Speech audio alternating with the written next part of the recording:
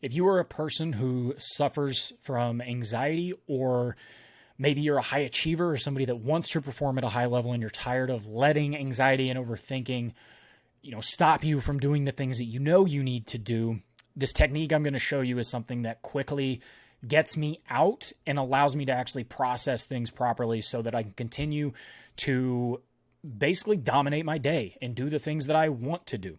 So before I get into the actual technique, I'm not a psychologist. I'm not a therapist. I'm not licensed for this. A lot of this is stuff that I have just experimented on my own. And I'm hoping that I can pass some of this along to you so that maybe you can try some of this and see if it works. Because for a long time, I couldn't afford a therapist and I couldn't afford to go see a psychologist. So I had to do some intense research to find out how the hell I could deal with this, because it was so bad. I just wouldn't do anything ever. It would be days on end and I would just lay in bed and overthink things constantly and not end up taking action towards the things that I ultimately wanted to do. So this video, I'm going to go through the technique first, and then afterwards I'm going to explain why I think it works so well, or at least how it registers in my mind as to why it works well. So when you get anxious, the first thing that you want to do is notice the racing thought, or notice the thought loop and actually register what it's saying. After that, you are going to find where the feeling is in your body. So notice your physiological state. Notice how your heart's probably racing. Notice where the most of the feeling seems to be radiating from. For me, it ends up being about right here in the trachea, or just at the sternum, or about an inch above the belly button. It doesn't really matter where it is. The important thing is that you find it. Okay? From that point, what you're going to do is you are going to take anywhere from 3 to 5 deep breaths through your diaphragm. And so as you are taking these deep breaths, you want to imagine that all, like the air as it's flowing in, is going in all directions. So front, back, side. Imagine that your torso is a barrel and you're trying to put pressure on as much as you can in all directions. Once your diaphragm is full and you can't breathe in anymore, your exhale is just going to be letting the air flow out. You're not going to push it out. You're just going to let it fall out. So these exhales should be fairly, decently long. And all you're going to do is you're going to focus on that. So 3 to 5. After that's done, you are going to go back and notice your physical state again. Is the feeling radiating from anywhere anymore? Is it different? Has it changed? Has your heart rate slowed down? Has your mind slowed down? And here's where the magic is. What I want you to do is that thought loop, or that thought that you registered prior to going through the breathing, you're going to restate the thought or the loop one time in your head. And what I want you to notice is the lack of impact that thought has. And that is super important, because for a few reasons. So when you notice the thought loop, you allow yourself to disassociate the feeling, the actual physical feeling, which is what emotions are, to the thought and the story that's going on in your head. And when you can disassociate, you can take space from it. And so now you no longer have to identify with being that thing. So you are no longer anxious. You are experiencing anxiety. Because when you label yourself, you make it permanent, or you make it much harder. You make it habit. You make it a part of you. And I'm assuming that you do not want anxiety to be a character trait. So we have to start disassociating and understanding that we simply experience emotions, because that's what emotions are.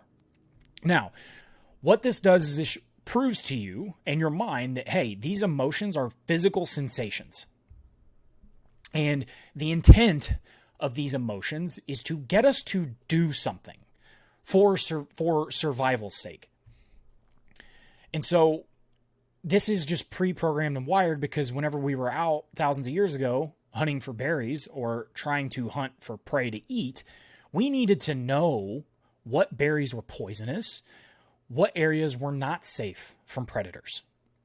And so those definitely served a purpose, but in modern times, it no longer serves the same purpose.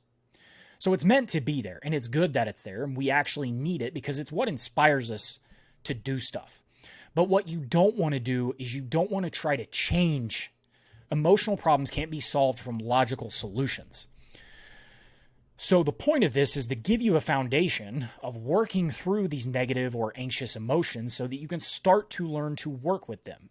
Because emotions are not negative or positive, they all serve a purpose. So anxiety, for instance, can be a powerful emotion that puts you into action to do the things or face the things that we have been looking away from for a long time or not doing. And so envy, for instance, in a lot of cases can be more powerful than admiring somebody for achievement. Even if the achievement that you're seeking is out of spite, a lot of people who are very envious achieve big things solely because of that. And it's learning how you can leverage your emotions. So a mistake a lot of people make is they try to change the thoughts while their body is going through all of this chaos and like freaking out.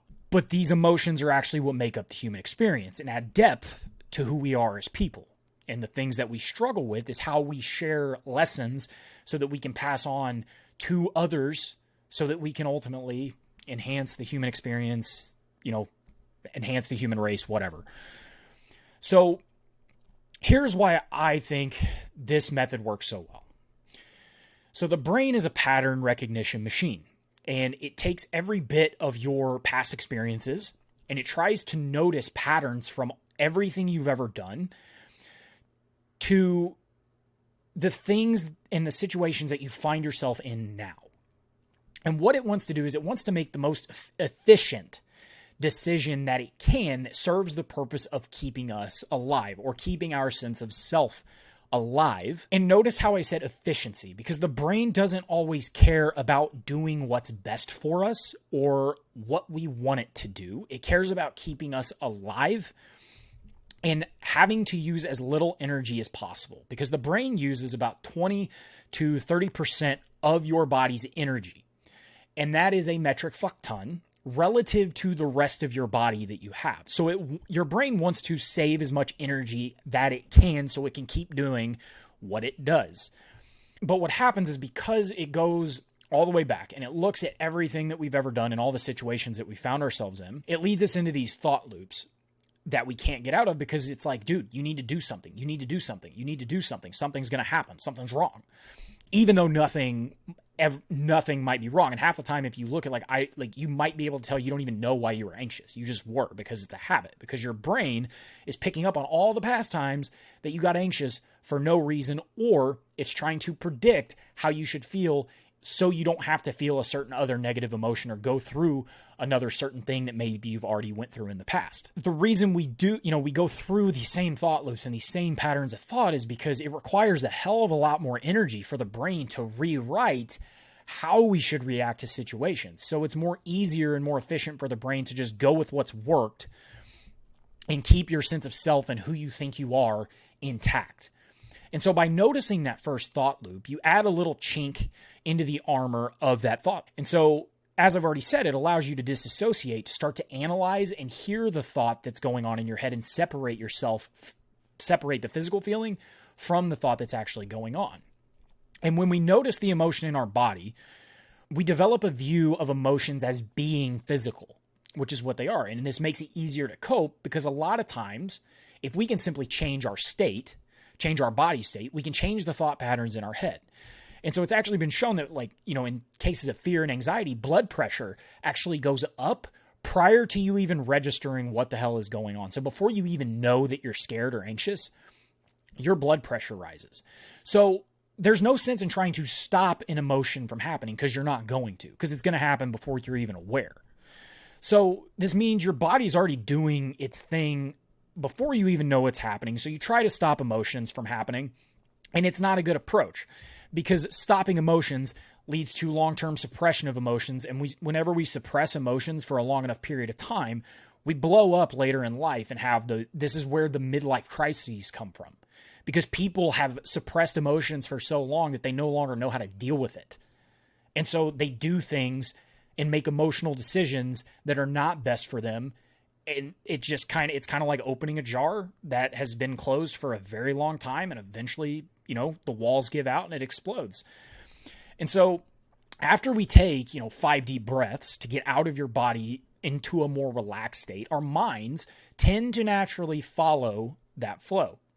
And this gives us the chance to really separate ourselves from the story that we had to where we are now. And so when we go back to the first thought loop that we had when we are in a more relaxed state, we notice the impact is gone. And so when you can notice the impact of that emotion's gone, you can understand how to actually get through it and what you need to do next time, because every time you do that, you rewrite the pattern in your head. And it's hard. It's not easy, and it's something that you have to constantly be telling yourself to do, but if you do it enough times, it becomes a habit. And whenever it becomes a habit, all of a sudden, you're able to process emotions more, easily, and you're able to actually work through your problems in a way that's actually productive rather than reactionary. And so it is, in my opinion, that the best way to work through anxiety from my non-clinical ass is to notice how your body feels, register the thought, take the deep breaths, notice how the body feels again, restate the thought, and notice that the impact is no longer there. And so this is what's made it so much easier for me to deal with copious amounts of anxiety and the most random ass anxiety attacks. And hopefully it helps you out too. So if you took some value away from this, leave a comment. Let's keep the discussion going. Peace.